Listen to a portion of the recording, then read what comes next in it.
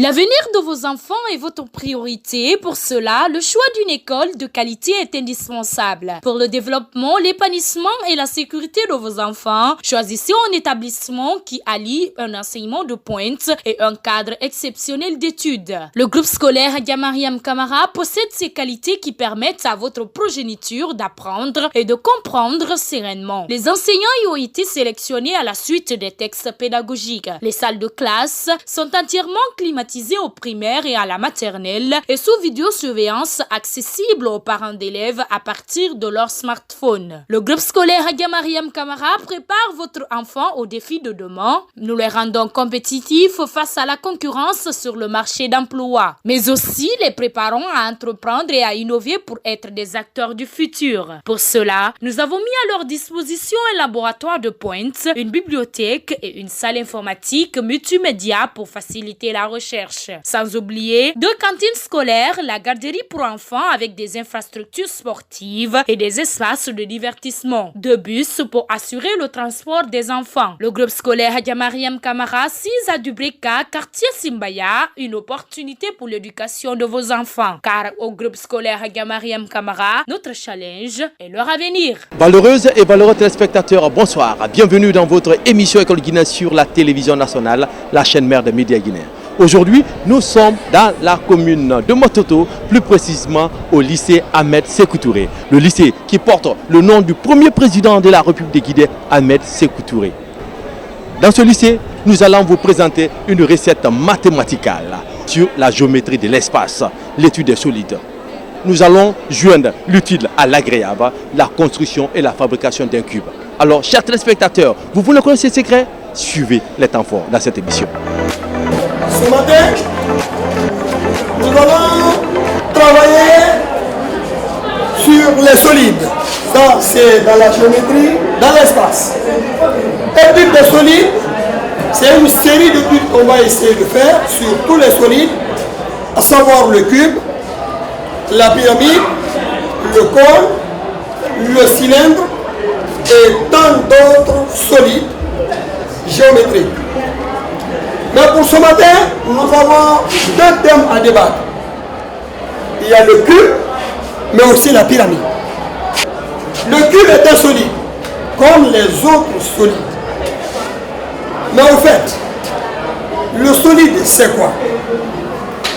Le solide géométrique, c'est une figure, donc un objet, dont l'une des faces est un polygone. L'une des faces est un polygone. Et ce polygone peut être régulier, tout comme il peut être irrégulier. Le polygone, c'est une figure plane dont tous les côtés ont la même longueur et tous les angles ont la même mesure. Et pour ça, il y a le triangle équilatéral qui a 3 côtés, 3 angles de même mesure. Il y a le carré, il y a le pentagone, il y a l'hexagone, etc., etc. Donc le solide, c'est une figure qui a une face polygonale et toutes les autres faces sont des carrés. Le cube a ses 6 faces de même dimension et chacune des faces est un carré. Pour ça, je vais prendre un exemple. Vous avez vu ça? C'est le cube. Il a 6 faces. Il a 8 sommets, 4 au-dessus, 4 en dessous. Il a 12 arêtes. Voici ce qu'on appelle arêtes. Et on a les 6 faces. Ce cube a 6 faces et chacune des faces de ce cube est un carré. Vous avez vu, non? C'est un carré. Donc en tout, on a combien de carrés ici? On a 6 carrés, donc 6 faces. Et pour réaliser ça, on construit un carré. Et pour construire le carré, comme le carré est une figure plane, je mets ma pointe ici. Je l'écarte. Jusque là, je coupe. Je viens, je coupe ça. C'est comme si je voulais faire un cercle. En ce moment, la distance là devient le rayon. Ça aussi devient le rayon. Sans déranger l'écartement du compas, je trace un autre arc de cercle. Et à ce niveau, je trace un autre arc de cercle. Je vais joindre ces deux. Nous avons notre carré ici. Et là, je trace un petit segment oblique à partir de ce sommet. Maintenant, avec la construction du parallélogramme, nous allons construire toutes les autres faces et qui deviennent automatiquement des carrés. Pour cela, je mesure ce segment par la translation. À partir de ce point, je trace un autre arc de cercle. Je mesure ce côté par la translation. Je viens de construire le côté de derrière. Voilà. Ensuite, à partir de ces trois sommets-là, je vais construire une autre face, mais au-dessus. Pour cela, je mesure ça. Avec ce point, je trace un arc de cercle. Je mesure ce côté. À partir de ce point, je coupe. Nous avons ici ce côté. Voilà. Le cube se construit au fur et à mesure. Nous mesurons ce côté. Tout le monde suit, hein? Oui. On mesure ce côté. On le reporte par-ci, voilà. Ainsi, on mesure ce tour. On vient couper l'arc là, ici. Ici, je vais joindre ces deux. Je joins ces deux. Et puis, je vais joindre les deux là. Voici le cube. Ce cube a 6 faces. Mais quand je viens vous demander de me trouver, de me compter les 6 faces, vous allez me dire ça. Vous avez A, B, C, D. Ça, c'est la face d'en face. Ensuite, E, F, G, H. C'est ça, hein? Les 6 faces sont là. Maintenant, au tableau, peut-être que toutes les faces ne vont pas sortir, mais vous voyez, non? Ici, nous avons les 6 faces. Il y a 6 faces. Donc, pour construire ça, on a besoin de 6 pièces. Chaque pièce étant la face du cube. Je vais essayer de trouver le carré dans ça. Pour cela, qu'est-ce que je fais? Je plie. Je plie comme si je faisais un triangle. Et voilà, et puis je plie. C'est fini. Ce que je vais réaliser là, ça va être un carré. Voilà. Nous avons notre carré ici. Je vais réduire un tout petit peu la longueur du papier. Bien. Voici le carré. Vous avez vu, les dimensions sont les mêmes, non? Oui. Et qu'est-ce que je fais? J'essaye de plier ça en 2 petites faces superposables. Donc symétrique par rapport à une ligne centrale qu'on va tracer. Regardez, je plie. J'ai plié notre carré en 2.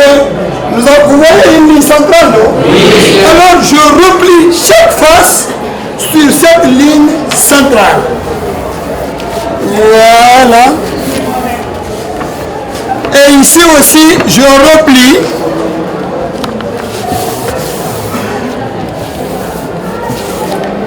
C'est ce que vous voyez là. Vous avez vu, non? Je replie et je retourne de l'autre côté. Ainsi,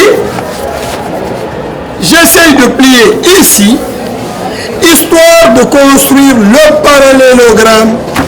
Histoire de construire le parallélogramme. Voilà.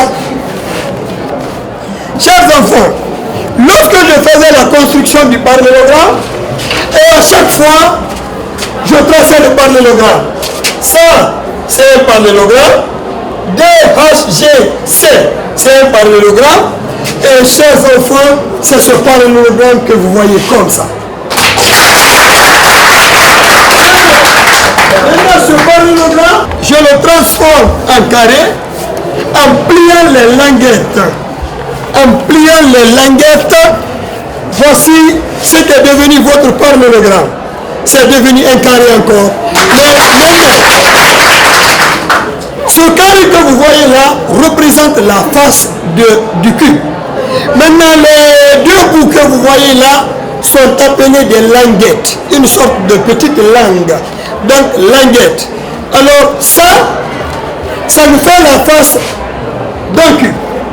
Il nous faut 6 de ça pour réaliser le cube. Ici, vous avez une pièce. Vous en avez 2, 3, 4, 5, et combien? 6. Et 6. On est d'accord? Oui. Bien. Maintenant, je vais construire le cube. Je l'ouvre. L'autre aussi. Je l'ouvre. Je prends la languette de cette première pièce. Je l'emboîte dans la deuxième pièce. Ensuite, je prends encore une des pièces. À chaque fois que j'ai une languette libre, je l'emboîte dans l'autre. Ensuite, à partir de là, je prends la languette, je l'emboîte dans l'autre. Je prends une quatrième pièce. J'envoie la languette là dans cette pièce. Ça permettra à l'autre languette d'être enfouie ici. Voilà. On est à ce niveau. On a une languette libre. Cette languette libre, on l'envoie dans la 5e pièce. Cette 5e pièce va être enfouie dans la 4e. On n'a pas besoin d'utiliser la colle. Et voilà, on l'envoie. Et à partir de là, on ouvre notre cube.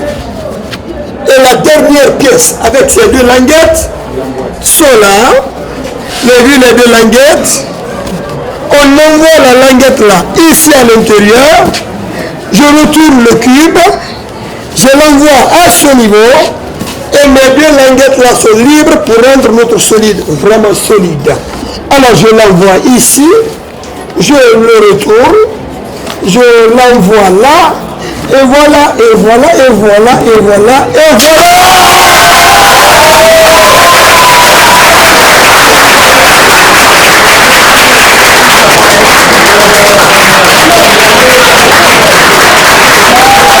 Vous avez vu ce cube?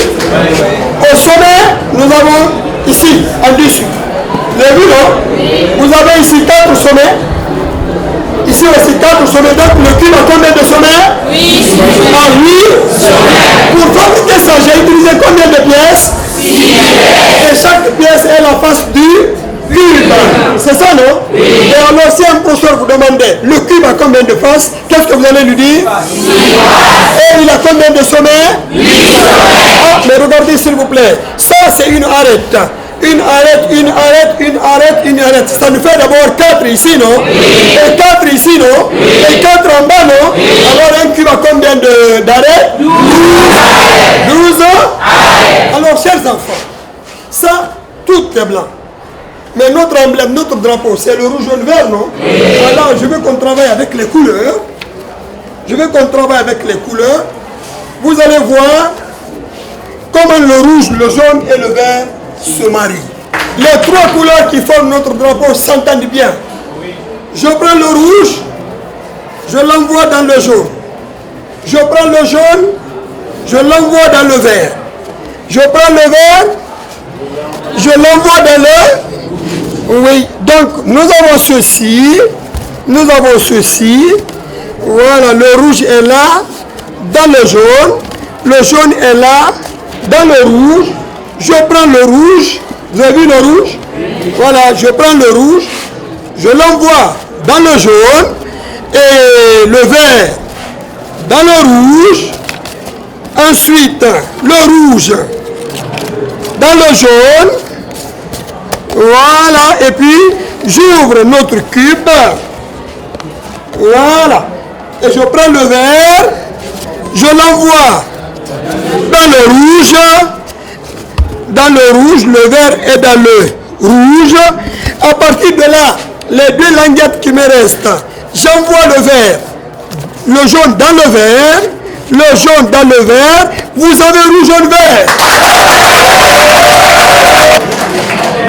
Bien. Alors, chers enfants,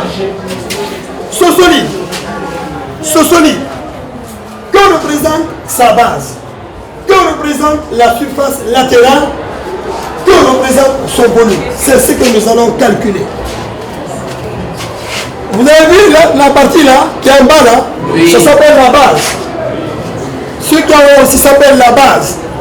C'est les quatre faces qui sont là tout autour, qu'on appelle face latérale. Alors, si CD s'appelle côté, ce côté-là, si on le désigne par petit a, parce que le mot arrête s'écrit avec a, si on représente ce côté-là par a, pour trouver le volume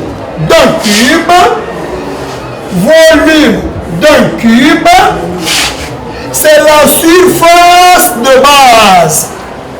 La surface de base, c'est-à-dire la partie là. C'est la surface de base fois la hauteur. Mais que représente la hauteur d'un cube? C'est cette arête qui sépare les deux bases. Voici la première base, ça c'est la deuxième base, c'est-à-dire la face qui est au-dessus et la face qui est en dessous. Ces deux faces-là sont séparées par cette arête, non? Oui. Alors c'est cette arête-là qu'on appelle la hauteur. Mais il se trouve que le côté-là de la base, c'est A. Ce côté-là aussi, c'est A. Et pour calculer l'aire d'un carré, c'est le côté fois le côté, non? Oui. Ok, maintenant, surface, le volume du cube, c'est la surface de base multipliée par la Or, notre base est constituée d'un carré. Donc la surface de base est égale à arête fois et arête fois arête, ça fait arête O.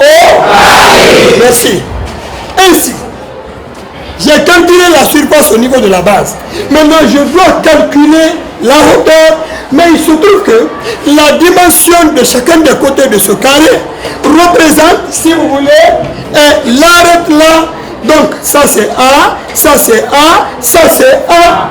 Donc, le volume, surface de base, c'est A au carré, multiplié par la hauteur qui est aussi A. Alors, ça va devenir combien?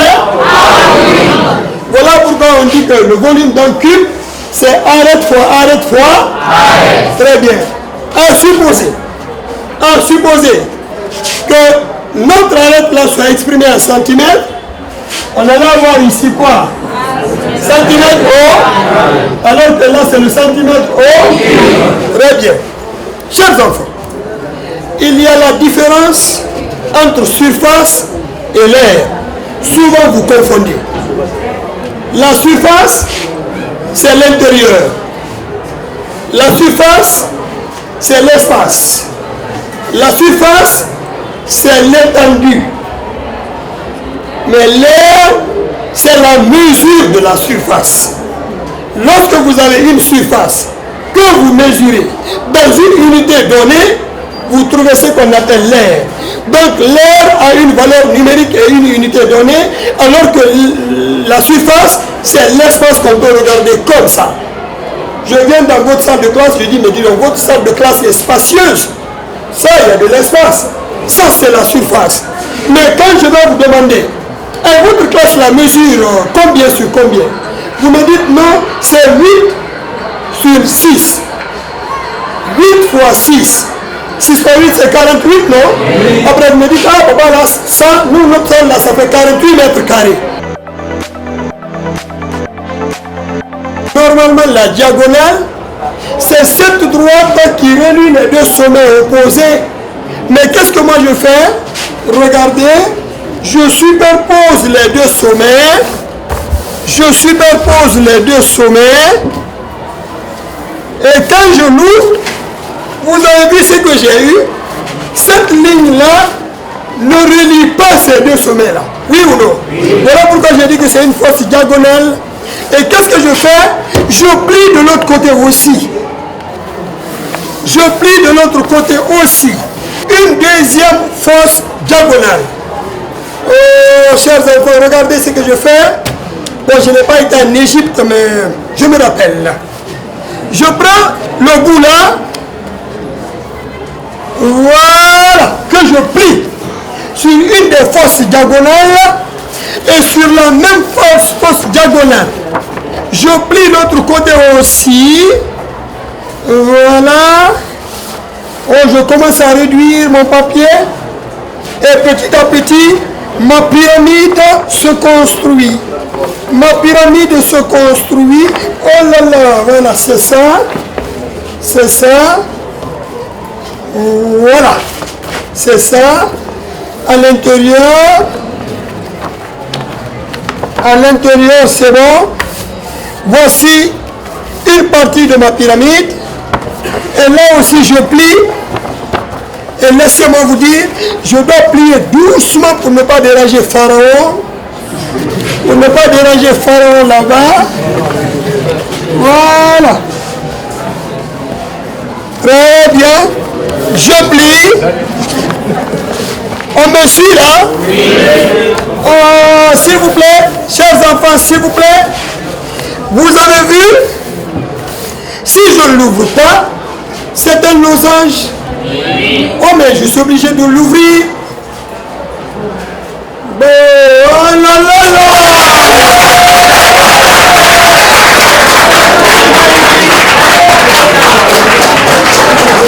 Alors, chers enfants, vous voyez, nous avons ici à la base un carré. Oui ou non? Oui. La face là, c'est un triangle isocèle. Ici, c'est un triangle isocèle. Et ici, un triangle isocèle. Là aussi, c'est un triangle isocèle. Ces 4 triangles isocèles ont le même sommet. Et c'est ici, non? Oui. Je vais l'appeler sommet S. Et là, la pyramide. Les caractéristiques d'un triangle isocèle sont les suivantes. C'est que les deux côtés latéraux ont même longueur et les deux angles à la base ont même mesure. Et pour ce faire, je mets la pointe ici, j'écarte le compas jusqu'à dépasser l'autre côté. Oui, je vais dépasser l'autre côté et puis voilà, je trace un premier arc de cercle. Sans déranger le compas, je viens couper ce arc de cercle. Voilà. Nous avons notre triangle isocèle. À partir de ce triangle isocèle qui représente une des faces de la pyramide, regardez, je vais construire toutes les autres faces. Pour cela, je vais rentrer ici. Voilà, voilà. Ok. Nous sommes à l'intérieur. Je mesure ces deux-là. J'envoie ici. Je trace. Je mesure ces deux. C'est-à-dire là où on mesure, on ne trace pas là-bas. C'est la notion de translation. Et je coupe.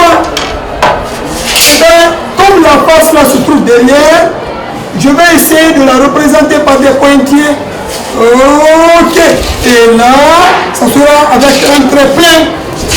Ouh, chers enfants, ça commence à sortir. Parce que quand je vais joindre ces deux-là, et ces deux-là,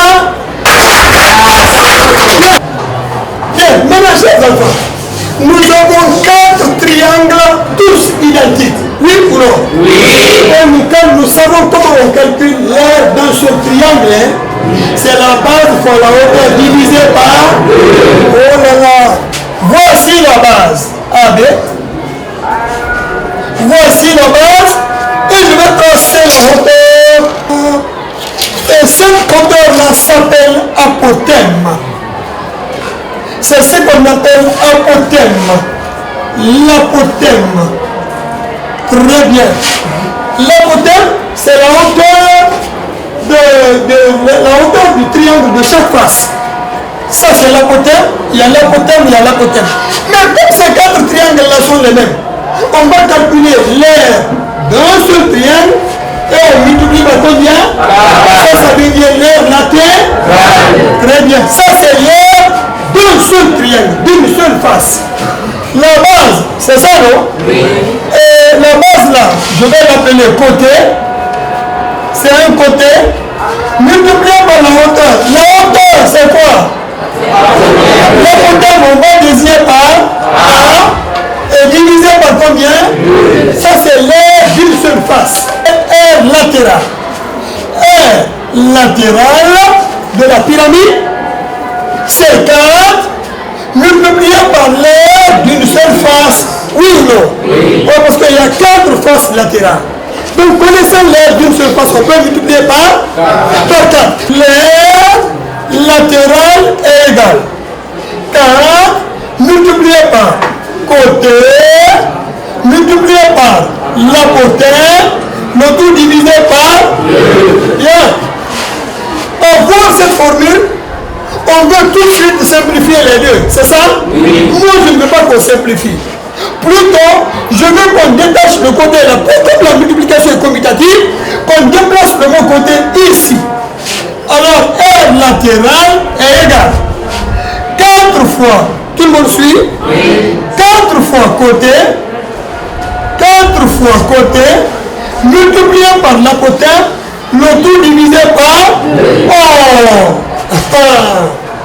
4 fois le côté s'appelle quoi? S'appelle péri. C'est fini. D'où la formule de la surface latérale d'une pyramide régulière est la suivante. R latéral est égal. Le périmètre multiplié par l'apothème, le tout divisé par... Ah oui, c'est ça. Chers téléspectateurs, nous sommes ici aujourd'hui au lycée Ahmed Sékou Touré de la commune de Matoto. Un tonnerre d'applaudissements pour ce talentueux professeur de mathématiques. Nous sommes partis de l'ascription à la réalité. Bien, alors pourquoi, quel est le constat qui vous a poussé à réaliser ces figures? Très bien. C'est que l'étude des solides, ça commence en 3e année, école primaire. 3e année, 4e année, jusqu'en terminale, nous voyons la géométrie dans l'espace. Maintenant, il se trouve que tout ce qu'on a dit aux enfants jusque maintenant là, c'est de les amener à réciter le cube à 6 faces. Mais tu mets un enfant devant le cube, il ne pourra pas compter les faces.